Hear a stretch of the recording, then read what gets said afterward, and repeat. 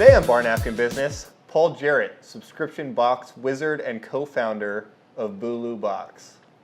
Bulu Box is a company located in Lincoln, Nebraska that recently had a sale of one of its business divisions. And, they started from scratch in 2011, I believe. Yep, started in 11, launched officially in 12. Yeah, so we talk about financing, we talk about building culture, we talk about some of the, what we might call like behind the scenes growth hacking things that he had to do early on. Talk big data. Yeah. So there's a bunch of stuff that we actually ran long. This is going to be a two-parter. We'll release on separate weeks or all in 1 week? About separate weeks. Okay. Yeah, because we're trying to keep these episodes for you guys because less than 30 minutes. And we had several topics we delve into. So to give it two parts, we'll go to two 30-minute episodes, which will be great. Paul's great today. Hope you enjoy. Joining us today on Bar Napkin Business is Paul Jarrett, subscription box wizard, CEO, and co-founder of Bulu Box. When did you guys start? Tell us a little bit about it. So we started, the idea kind of was about 2011. We waited until 2012 to actually start executing it because it was like, I remember we were like, let's just have Christmas, like let's not introduce this chaos around like Christmas time. And then we had this idea and we were inspired definitely by there was about, I think 6 makeup and beauty subscription boxes out there. It's actually a 100-year-old business model started by Sears and Roebuck. Okay. And it's evolved, and probably in about 2011, some people went over to France and saw this makeup box, subscription box. They brought the idea over. So we didn't have it in America 100 years. It was European. 100 years ago it was actually about $1, and Sears and Roebuck would send you a box that had leftover scraps of like yarn and twine, and it was actually really popular in the Midwest because they couldn't kind of get to big city stores, so that's what they did, and that evolved actually into shipping books. It was actually really not cool to have non-leather bound books. And so one way to get a bunch of different books without paying the price of leather, you could actually get shipped to you a bunch of non-leather binded books. But it was like hush hush, and that was a subscription model, right? Because like, yeah, you wanted to brag about your leather bound book collection, right? And then the model has just kind of been on and off. But then somebody applied it to makeup samples in France. I think it was called Jolie Box. And some girls went over to France, saw that, brought it back over, and they were really smart with kind of staking their claim. It's Birchbox is the one. Staking their claim was like the first one or whatever. And I was like, man, what brilliant marketing to be like, we were the first one. And you're like, that's been going on for over 100 years. So anyway, we saw that popularity. I had done some work in the vitamin and supplement industry, so I knew that vitamins and supplements were a fast follower to makeup. I actually searched for a vitamin and supplement subscription box on Google.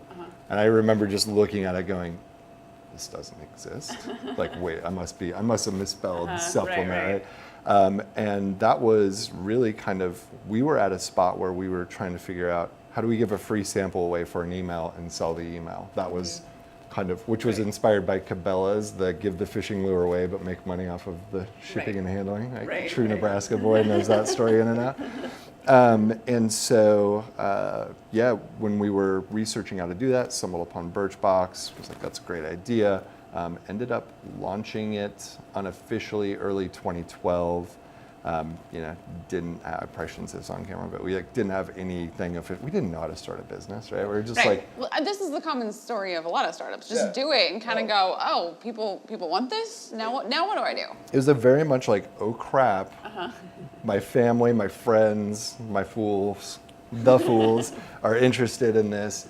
And oh crap, people are signing up for it. And I was actually running to the store and buying up full retail products, putting it in a box, losing my ass, ship every time. But you're proving your model. Exactly. And then it worked out, and we had on our business plan, the up and to the right growth. And we didn't know any better of some people don't do that. So we were so blissfully ignorant, and we're like, yeah, we're doing it, and everybody was excited around us, and we're like, well, we're doing the thing that we said that we would do. And the early team is what? You and Stephanie? Just my wife, Stephanie, co-founder. Was she your wife at the time? Brains of the operation, 10 years, and 8 days.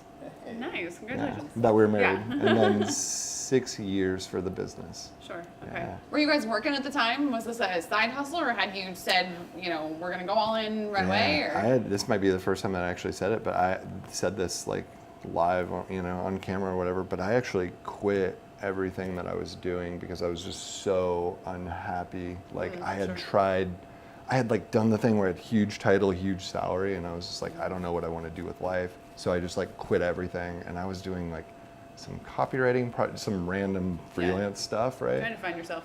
Yeah, and almost like I feel like I was trying to convince myself to not start a business, and then somebody once told me being an entrepreneur is like a virus, right? Once you get it, you can't get rid of it. Yeah, man, it sounds really nice to just have an 8 to 5 job, right?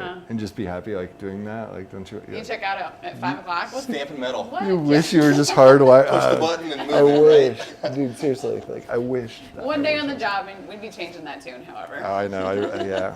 Yeah. How did customers find you? So initially, we were just posting everywhere online, and people were. I mean, we were doing the thing where So like social, or are you buying Google AdWords? social. What are you Yeah. doing? So we were doing Social, like Facebook. Reddit. We did Reddit. Yeah. We quickly learned how much that pissed off Redditors. I didn't know Reddit at the time, and now I'm pretty heavy into Reddit.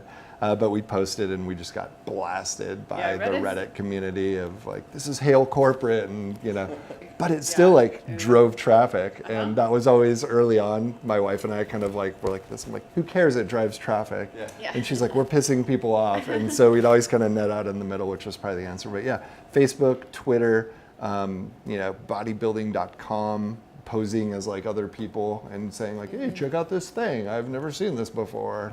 It's me, actually. Right? And then that drove a lot of traffic because there was nothing else like it. And then I don't want to say it went viral, but we just incentivized people and just flat out asked people. But I'd say the biggest thing that we did, so that was like a nice little 10 customers, 20 customers, 80 customers. Yep.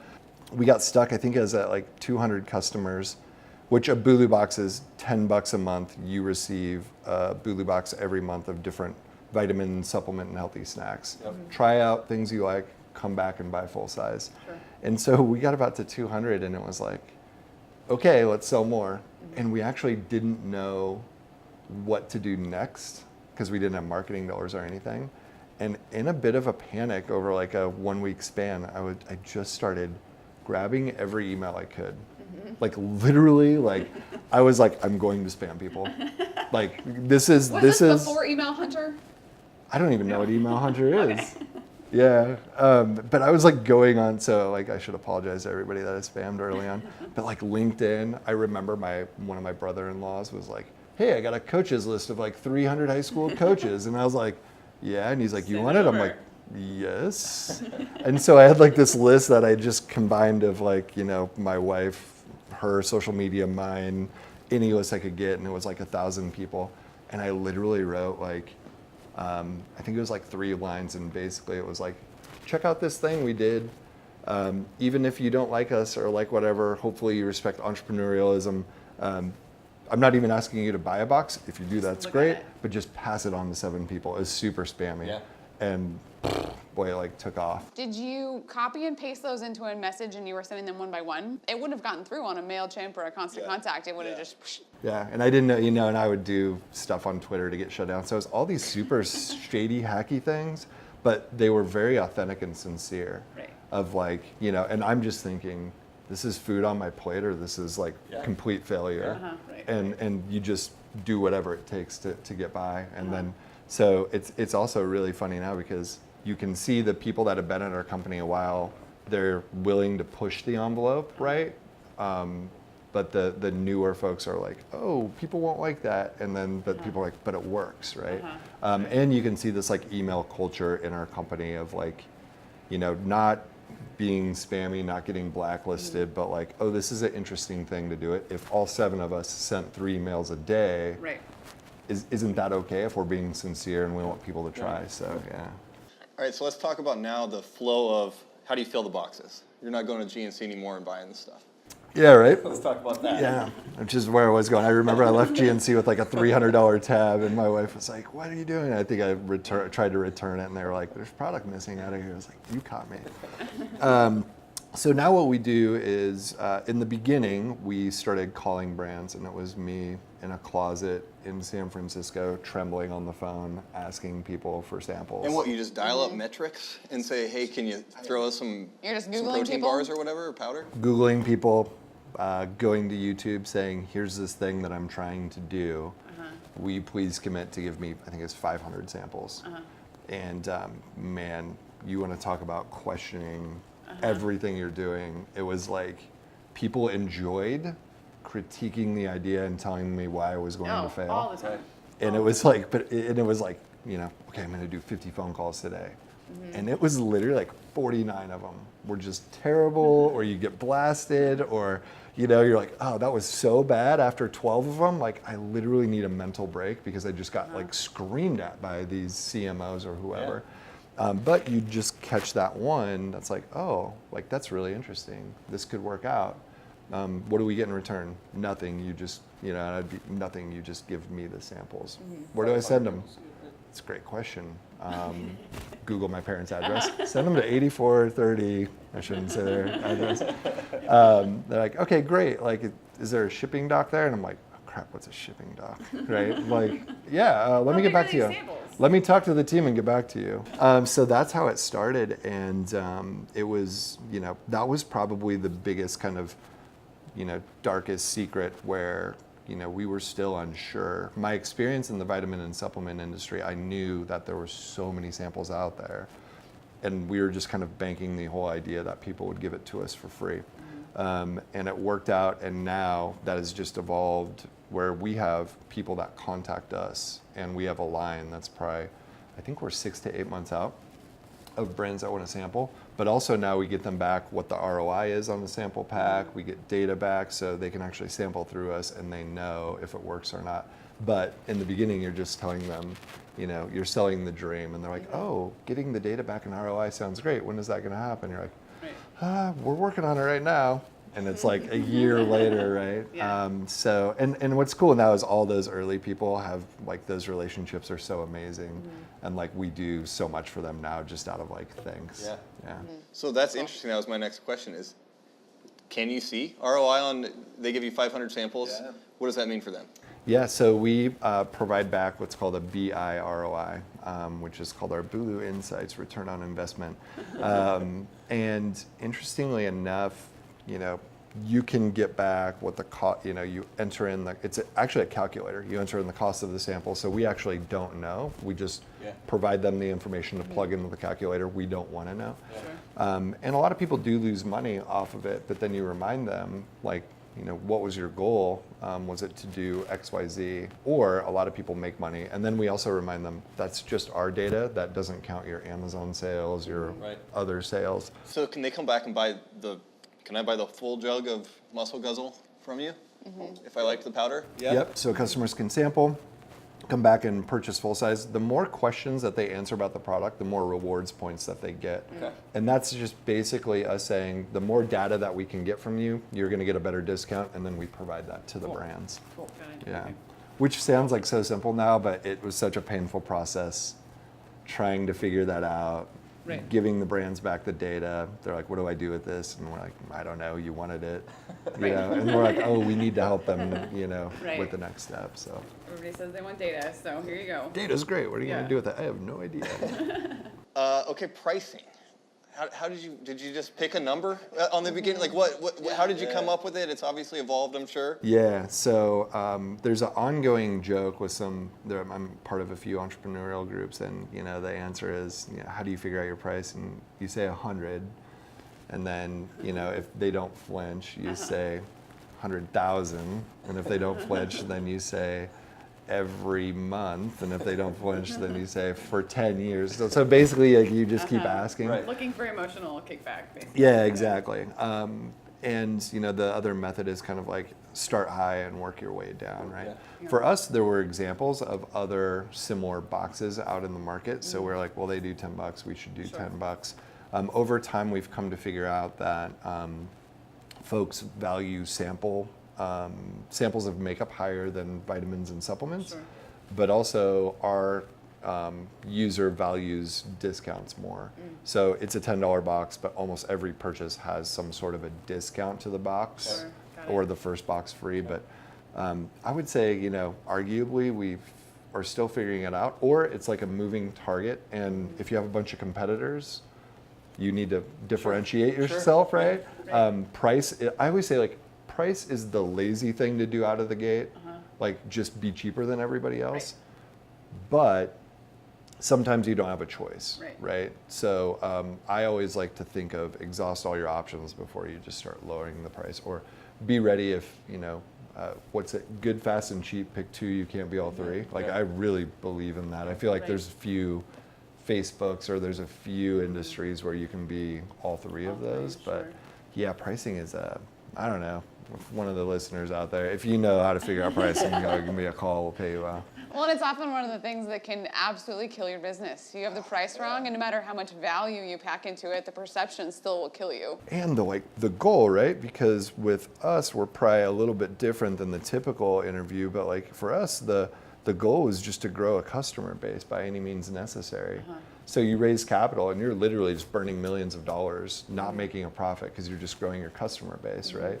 And then, there's people that want to drive revenue for cash flow, and then there's people that more traditionally, and the thing that is making more sense to me over time is like be profitable, right?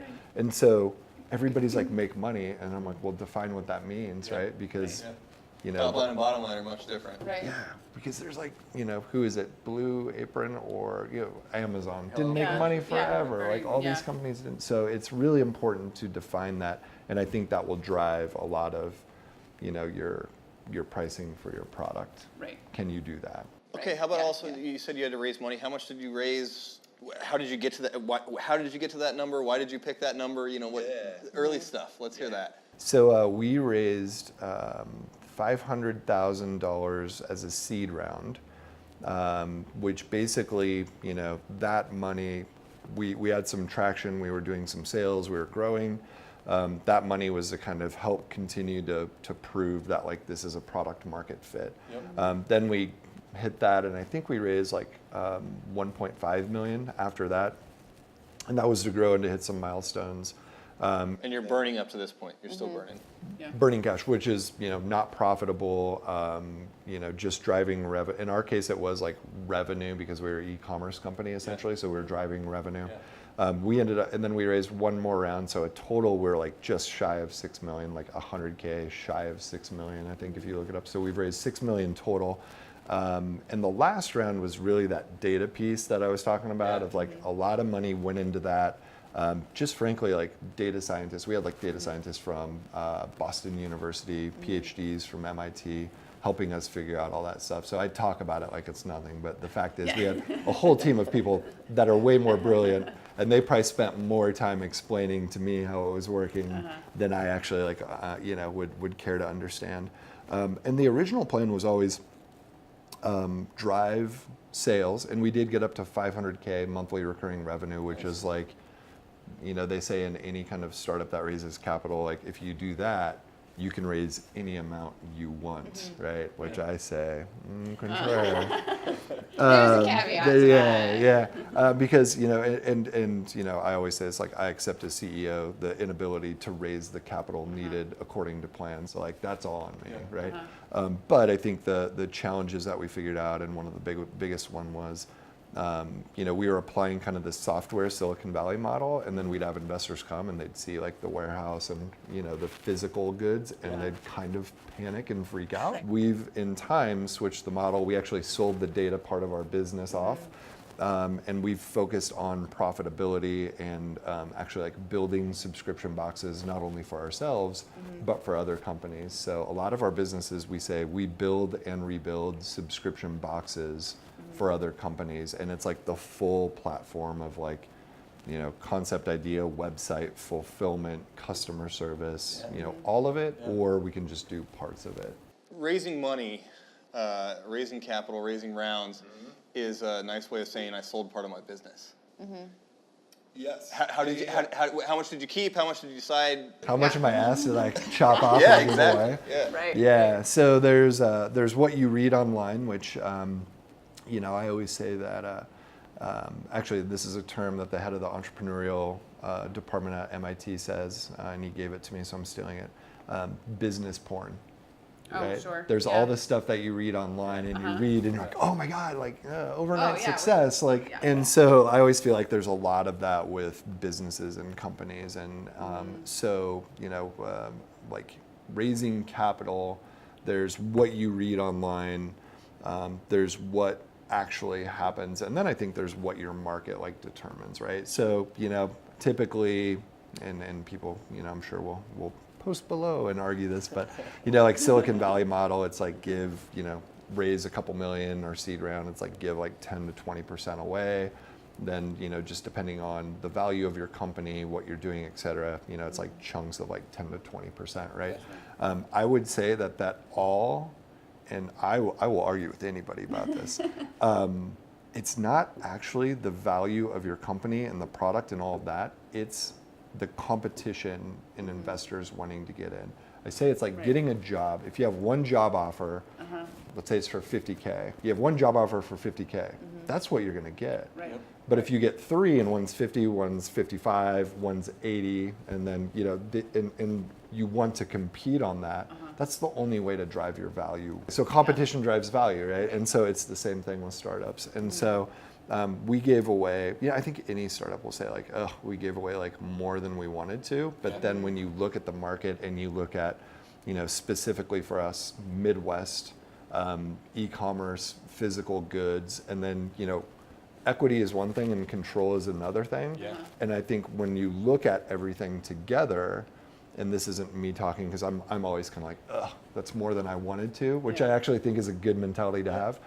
You have people come in and maybe they're doing accounting or whatever, and they're like, it's a pretty good deal. I'm like, wait, it is? Like you've held on to this much for this long and whatever, and I'm like, oh, okay, so. Good job, Sal. Yeah, and then in the same note, you might have somebody else come in from like, a super sexy social media background from the West Coast, and they might be like, holy shit, you gave up this much, right? But you're like, well, this person, whatever. But I think all things considered, in 6 years now, with the ability to look back in all considerations, I'm very happy with where we are as far as equity, as far as control, and I think on a deeper level of the people that are involved, right? So, but yeah, raising capital, man, it's you're selling a piece of your baby. You're chopping off an arm and giving it away. Right. Well, so the baby's grown up. Right. Right?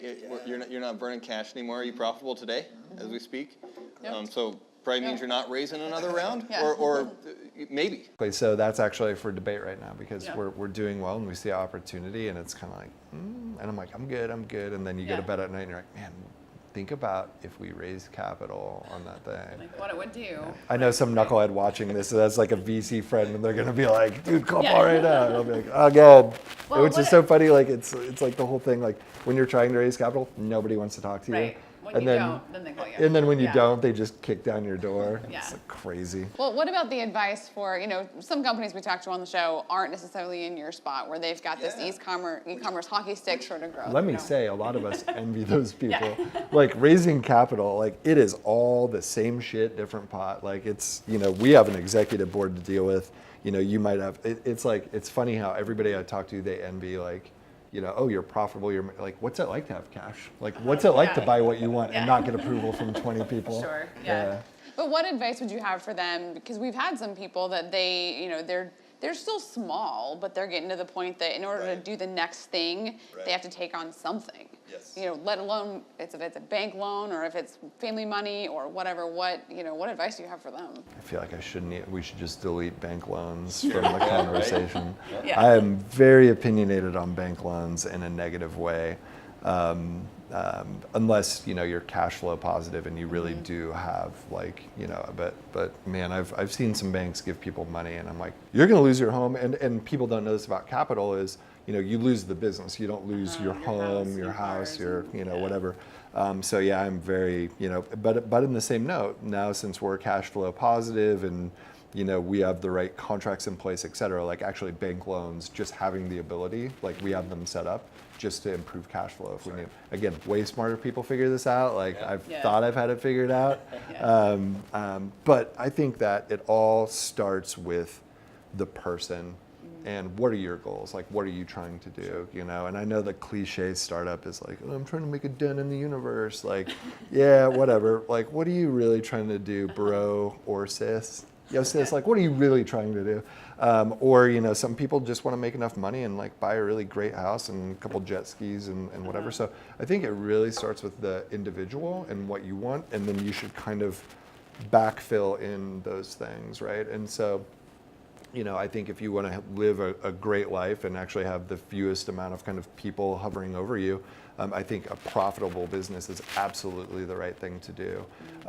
If you want to, have significance, AKA be narcissistic is what I always say, and leave something for the world, and you don't really care about your lifestyle or the things that you own or whatever, I think raising capital is a great thing to do, right? And there's just different models, and I also think that just experience is the way to the fastest way to figure out which one of those are yours.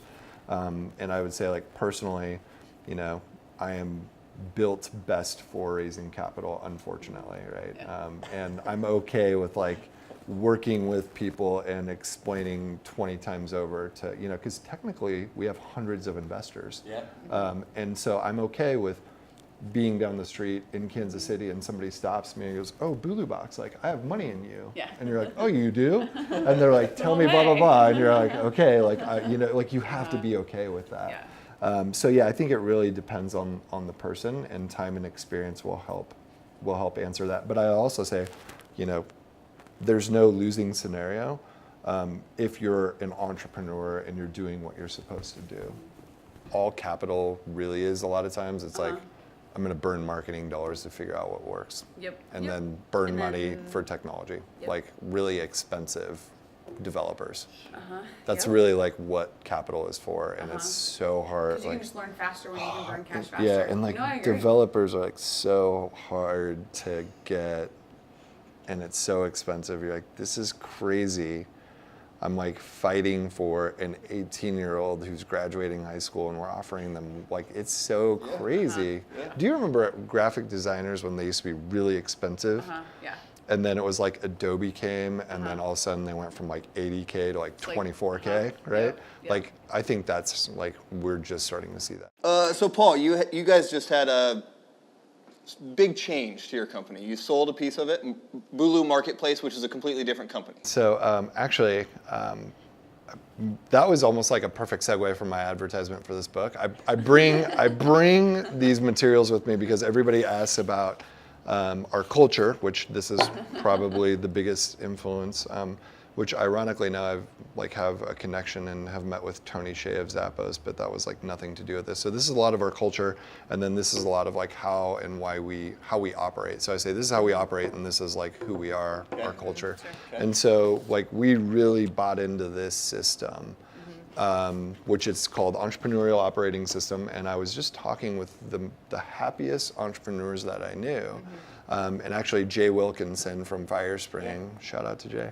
I did one of those 2 a.m. text messages or emails, I don't even remember what it was, and was like, man, does it ever slow down or whatever? And he's like, have you started Traction yet? And I was like, that Traction stupid what? book that I read.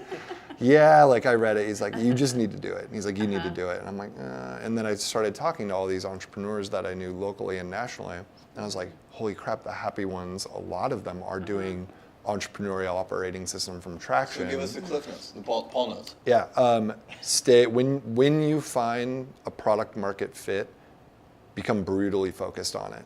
And even if something associates with it, if it isn't the core of what you're doing, you have to be brutal and say no to it.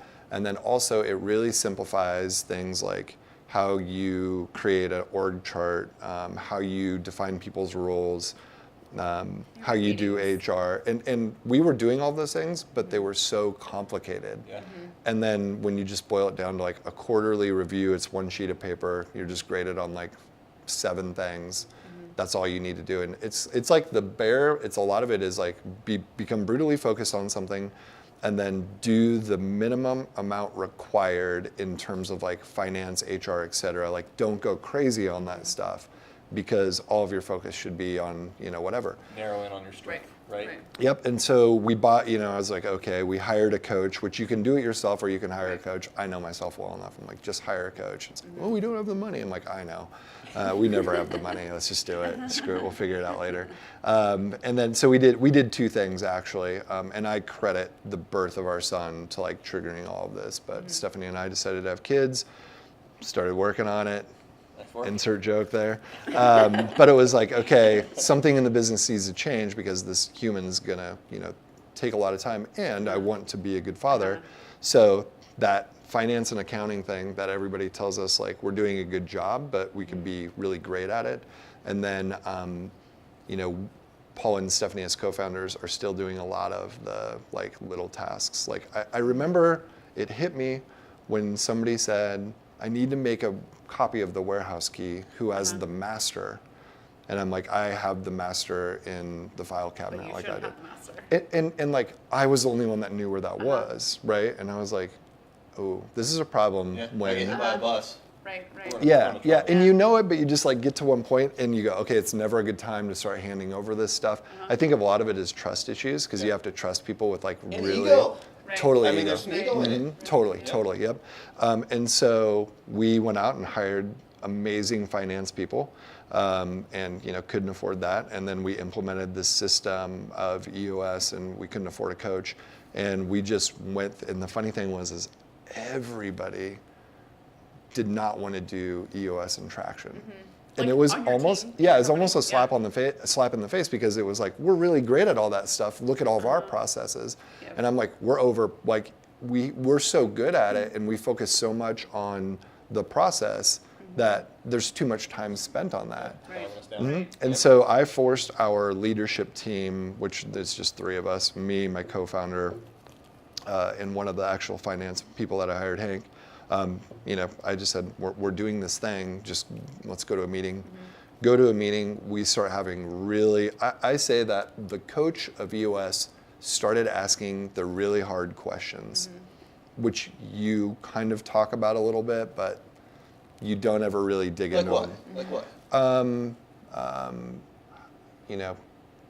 Paul, this is your responsibility if you get hit by a bus, like what happens? Or, when the child comes and you need X amount, like, how are you gonna handle that? Like, who's gonna do that? And it's like, well, I'll do this thing. And then I almost say like EOS is, if you've ever read the book Good to Great, it's like this guy took Good to Great and put a workbook to it, right? Right. And so we started executing the book, and it became clear as day, which was such a painful thing to be. And you work all day. You meet 4 times a year. You work all day on the business. And at the end of our day, all of these people. I shouldn't laugh about it, because like it didn't turn out well for some people. But everything that we were hedging our bets on, money, people, everything with is called Bulu Marketplace, which I'm getting to answering your question.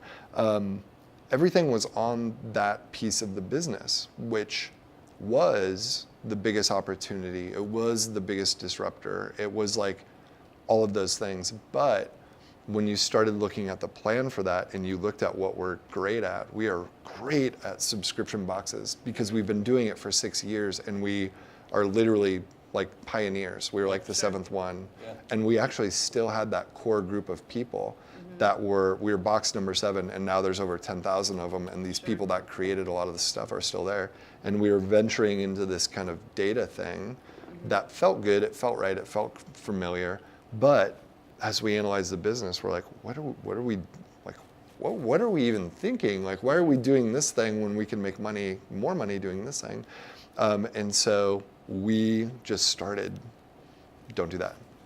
Stop doing that. We went through an exercise where we arranged the positions that we needed in our company. We removed everybody's names, everybody's skill sets, and we said, here are the positions that we need. Okay, plug in. Oh shit, there's no seat for that person. Which sucks going through it. Right. And then you add up all these positions and things that you don't need, and then you look at that number and you're like, that's really high. But if we continue Bulu Marketplace, it'll be successful. But look if we just focused over here. And so becoming brutally focused on subscription boxes and building subscription boxes for other people, every human has limits and time limits. It was clear as day that we needed to quit doing a lot of things, which is so weird when you quit doing things that make money. Yeah. Right? Especially if you've ever been, I tell people, if you've ever had to like take your credit card to an ATM, get out cash and pay your employees, okay, you've been there, right? Which I have done that. And you're like, what do you mean we're gonna stop doing this thing that's growing and making money? But it just doesn't make sense in the grand scheme of things. And so we stopped doing a lot of stuff. We had to make some really terrible decisions with like letting people go. Because they didn't fit into your accountability chart? Didn't fit into the model, yeah. Which a lot of those we had made previous because we were already, I hate to use the word like trimming the fat, but we were starting to already get focused. But then, the decision was, okay, there's companies that are asking about this Bulu Marketplace thing. If we're not going to raise capital. Which is just data, right? Data you guys have collected through. Yeah, what we did was we collected all the subscription box data. We put it into this magical machine. Which is what stuff like how long they stick around, how much they're willing to pay. Do you see back end stuff? How much they make personally on an annual? Like, what kind of stuff are you So everything from when they sign up for a profile, location, gender, what they want to do, lose weight, gain muscle, et cetera. So there's a profile that you fill out there. Every time you get a box, you're asked, it could be up to 21 questions about products. And then we did take, sales data and other data.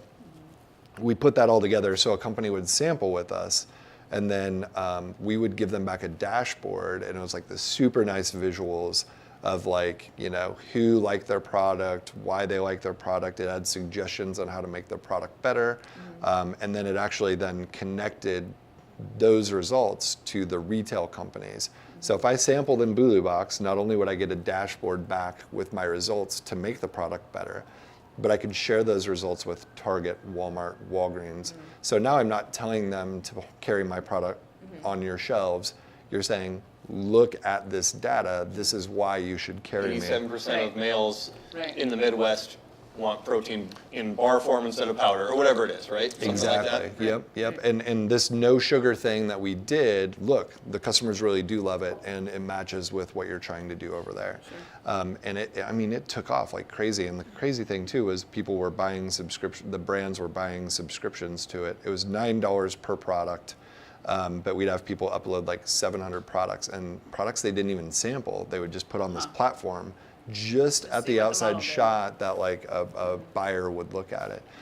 And so it got a ton of attention. The people that used it, it worked. They stayed on it. And but again, it wasn't what we were great at, right? And so the brands that were calling us, there was just, over time, I had developed relationships with CEOs of companies, and I was having a conversation with a CEO, and I said, "Hey, we're doing this EOS thing. We're becoming." Actually, he said some words, and I said, "Oh, do you do EOS?" And he was like, "No, what is that?" And I started telling him about it, and he was a military person. He's like, "Oh, yes, like tell me more, whatever." And I said, "Well, and also, by the way, because of that, we're looking to, if somebody wants to buy Bulu Marketplace, like we will." And he was, I think he jokingly said like, "That's a hell of a pitch," or something like that. And I was like, oh, no, it doesn't fit with what you guys want to do. And he's like, "Well, actually, that's the direction of our company." And I was like, "Oh, you want to buy it?" And so he named a price, and I was like, "Well, actually, we were thinking it'll be double that." And he was like, "Okay." And I was like, "She sold for that." Close them in the room? Huh? You close them in the room?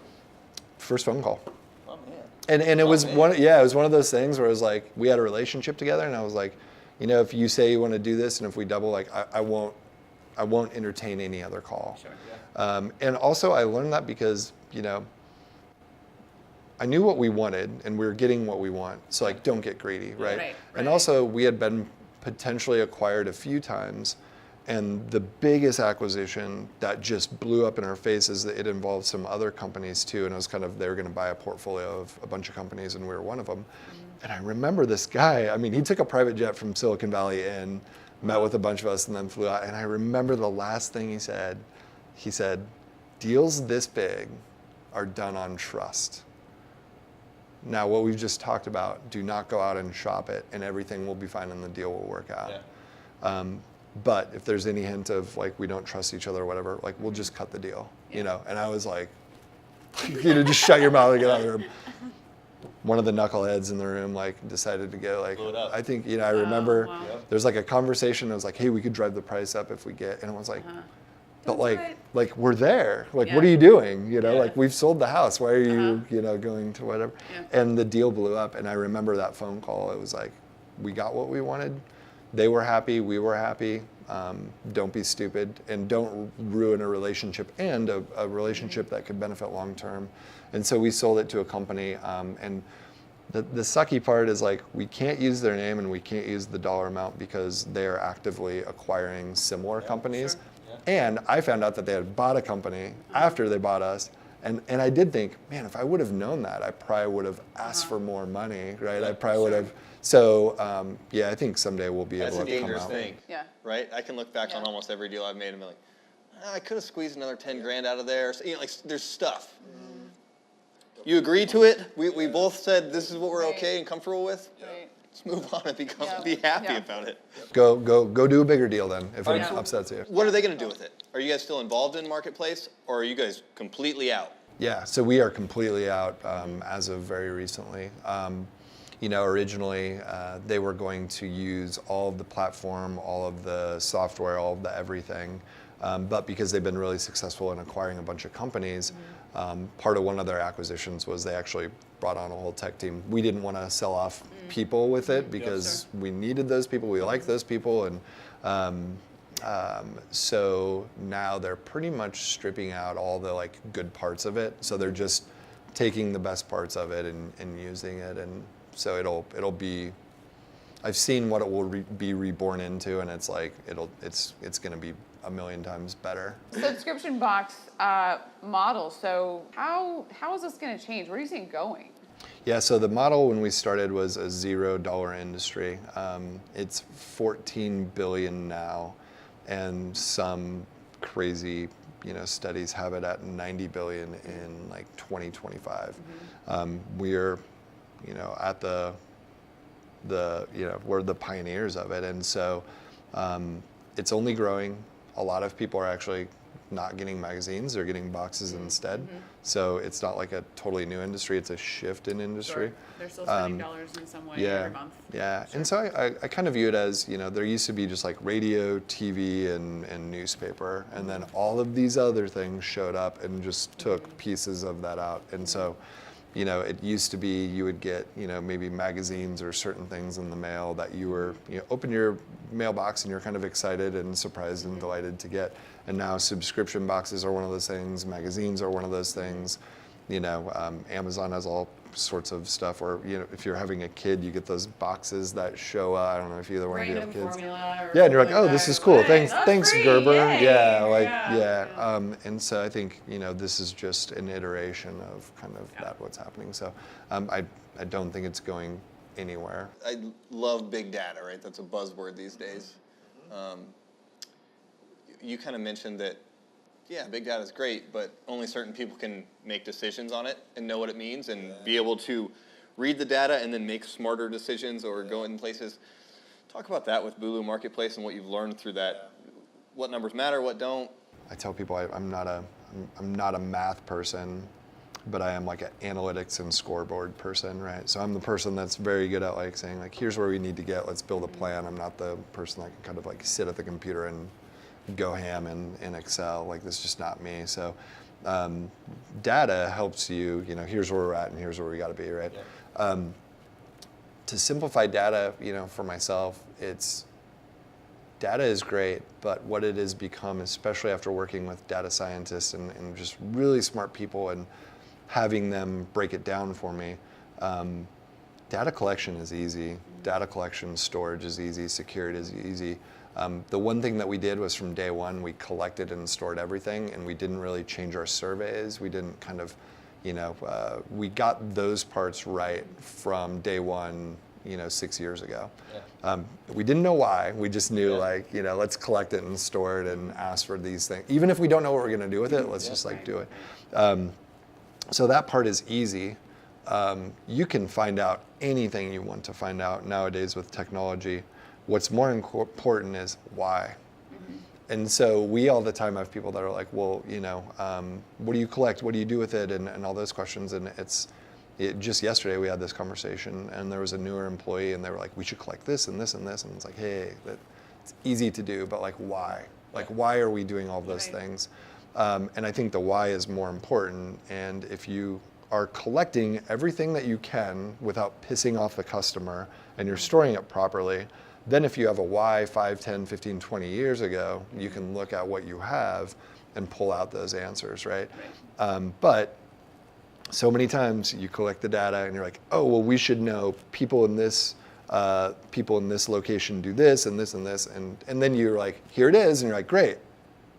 Shit. What do we do with that? Right? Well, they want definitive correlations, which usually don't exist either. That is the thing. It's like, I'm like, just listen to Freakonomics. They give you this, and they're like, is the correlation this? You don't know. So you still need a human to do the art part of it and to make a decision. And furthermore, live with the consequence of that decision. Right. And there's been so many brands that we've worked with where we collect everything, we help them understand, you do in fact need to remove 30 grams of sugar if you want this thing to succeed. Yeah. You do in fact need to flip the packaging, turn it from foil into paper, make it not look like candy, make it look like something else. That is what you need to do. Here you go. So we've collected the data, we've given you the answers, and they're like, great. And they turn around, they're like, I gotta go tell all these people that spent all this time on this thing that it should be this. Right. And when I do that, I am accepting responsibility for the consequence, because you can still only give your best take on it.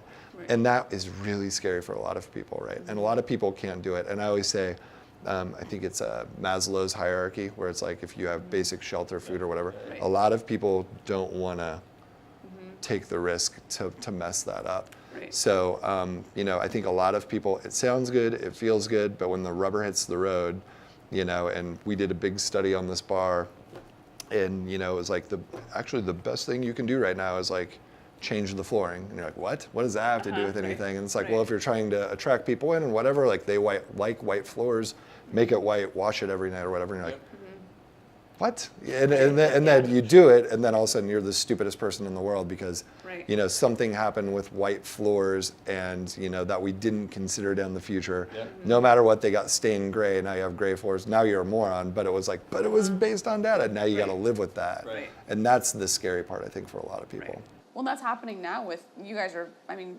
some of what you're doing is forcing retail to rethink about their location being both, here and online. And if they don't want to accept it because they're afraid if they do, they might go out of business. If they don't, they might go out of business. So I'm just going to sit here and do nothing because I'm too afraid to make a decision with the data. Or you're telling me this thing takes the place of all 30 of these people? Yeah, I guess I am. Right. And then it's well, that doesn't, I don't know. Do we have to use that? No. Right. It's free though. And it takes the place of these 30 people? Yes. They don't want to live with that. And you're like, okay, well, I guess I'll go give it to your competitor. And then they're like, shit, now we want this thing. Yeah, and then they try to race the catch up with competitors who have It's done that. such an interesting time that we're living in. And then, there's the whole then layer of AI that kind of does that thinking for you. And so, but I think, 99% of people that talk data are full of shit. And, I would say I am kind of one of those people because I don't know it, but I understand who does. And when they educate me, you're like, oh, I don't know any. It's like accounting. Most people don't know. You have to be a CPA to know. really get and it. most people are full of shit about finance. And then you work with someone and you go, oh, they're actually, that's why this is a job. This bothers me, but I believe it. That we don't know what Paul's going to do, but if we get 1 million 35-year-old males, it's pretty much a science. Exactly, 87% are going to, 62% are going to do that. It becomes almost an absolute certainty, which messes with me a little bit that free will's taken out. It's a little bit of. I'm Just not, a I'm cog not, yeah, I'm not that special, right? Yeah, we're not. Damn it, I do like that belt. I am like the first person. I give away all my data. There's like a new app or a new something, or I've had friends that have built things, and I'm like, yeah, I'll enter in that. Yeah, Social Security, bank. What else do you want, right? I know, because you're going to find it anyway. And then it's like, ping, we think you like this belt. What? That's a stupid, oh, that's kind of cool. Actually, I'm thinking of the belt that I'm wearing. It right now. I actually am. And I was like, okay. I'm like, God dang it. I got one for a cremation service and I freaked out. I was like, it was on YouTube. I was like, Stephanie. I like showed her and I was like, what does this mean? But they know you're new parents now. Yeah. And so they know you're thinking about life and death. And Well, they had to Target and Facebook had to actually like turn it down because there were were teenage girls that were getting pregnancy. ads about pregnancy, and they were doing a correlation of like, well, you're going to this place and you're buying this and you're doing this, and so then you get pregnancy ads, and you're like, nope, I better go. Which what was the like totally is like. The Power of Habit was the book that Charles Duhigg talked about, that the dad got the mailer in the mail that had pregnancy coupons for the teenager, and he was like, what is this? Yep. And then it turned out she was actually pregnant. Yep, and it's hard too because you don't know if somebody's spending money to figure out if it's what you want or if they actually did the homework. But I actually pay really close attention to the ads and the direct mail and stuff that I get. Because I actually think it might tell me something about myself that I don't know. Yep. Yeah. Podcasts are really scary because like all of the ads are about like entrepreneurs and whatever that I listen to. I'm like, Let's get some advice from you on the way out here. You grew a business. You've obviously grown a team. I think something you do very well is culture. What advice do you have for budding entrepreneurs? Maybe not necessarily in the box subscription model, but just in general. I would say that if I could go back 6 years and have a conversation knowing what I know now, I'm smiling because I'm thinking of how I look now versus 6 years ago. I want a timeline of every year. You're like, oh, that year he aged a lot. They must have not been doing that well. I think I would go back and talk to myself about self-awareness. And that was a big thing probably 2 years in that, I got hit with like, I tell people like, I don't know if it was a breakdown, I don't know if it was like depression, I don't know like what it was, but I had a conversation with my wife and co-founder, and we were doing amazing, but it was like the crappiest I had ever felt before. And then we had a conversation about self-awareness, and it's really like, for me, understanding it will never be good enough, but that's okay. Like harness that power. We could sell for $1 billion, and I'll go, why wasn't it 2 billion? Yeah. Right? And harnessing that power is really important. But if you don't know how you're communicating with yourself internally, and you happen to be, rough on yourself, or you're like overly optimistic, and you're too positive, and you're kind of blind to things, that's what I wish I could go back and say. I know you know the term self-awareness, but like you really need to know how this applies to you, because if you know who you are, then you will be able to work with others well. And I credit everything to my wife and co-founder for like helping me figure that out. And so I think that self-awareness and kind of going through a process of rewiring yourself. And somebody gave me this stupid analogy. They said like, when you point at somebody, you got 1 finger at them and 3 at yourself. And like, that's so true. Like, it's so true. And you can't really change people. People have to want to change. It's like, you can't say, you can say do something and that task will get done, but you can't really change inherently who people are. And so you need to start with yourself. And, I do that with everything. And if it gets to a point, where I can't figure something out, I will go, well, I've made a bad hire, or, I shouldn't have bought that thing because of this. And so you can always kind of like bring it back to yourself. And that's really all that matters at the end of the day. Like I've had this conversation, I like, presented or been at different summits and whatever, and we get into this thing, and I can literally see in the crowd, and I'll go, well, what I'm about to talk about, like probably about 1/4 of you will understand. If it's entrepreneurs, I'll say probably about half of the room, maybe more, are going to understand it. And then you just start to see, and I've done it with hundreds of people, you start to see like people doing this. Yep.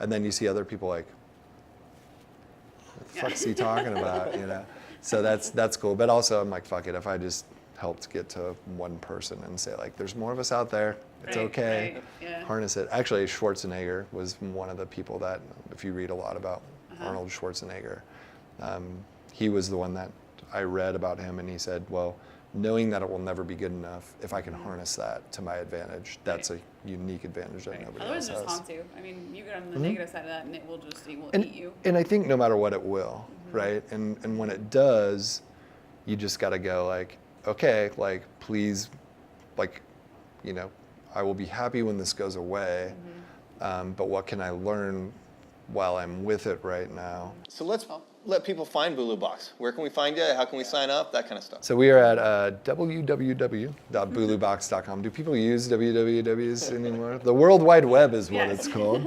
Bulubox.com, BULUBOX.com. I would say, you know, now that business, that subscription part of our business is great. Buy a box, it's great, all of that stuff. But on a bigger scale, we're looking for people that want to build or rebuild their subscription boxes. It's hard. We do fulfillment, customer service, consulting. We build websites out. So those are actually the folks that we're still that we're focused on right now. So and we tend to work with multi-billion-dollar companies. So really big companies that want to launch a subscription box or fix what they have already. That's like our core audience. And Bulu Box is great. It's profitable, but doing boxes for other people is our real business now. Yeah. Great. Well, can we squeeze a box out of you? Can we give a box away to a listener or Absolutely. something? Okay, great.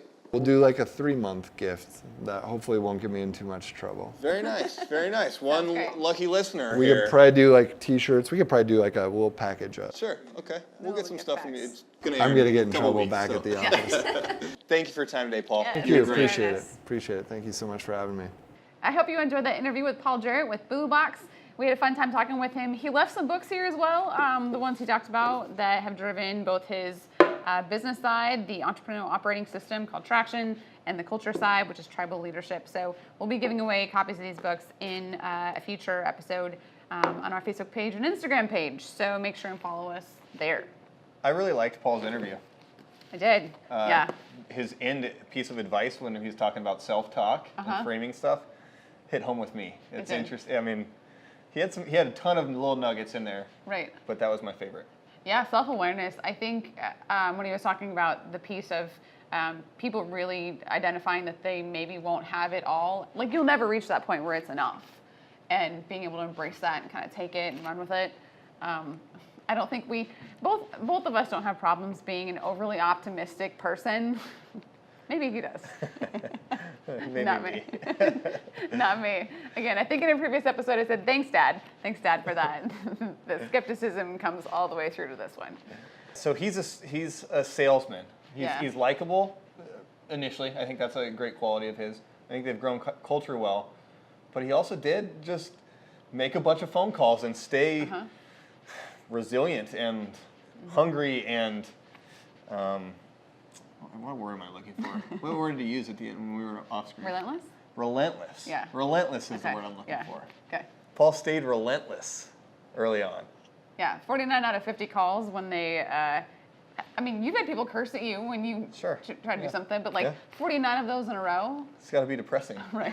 I get 4 in a row. I'm like, what is wrong with my life? But it's what it takes, you know. You have to believe in your idea as much as the person on the other end of the phone does, and you have to put up with all that crap initially to get through it. Well, they also had foresight. It was interesting. Yeah. Bulu Marketplace was data. Essentially, they accumulated a bunch of data, and that's the part they sold off.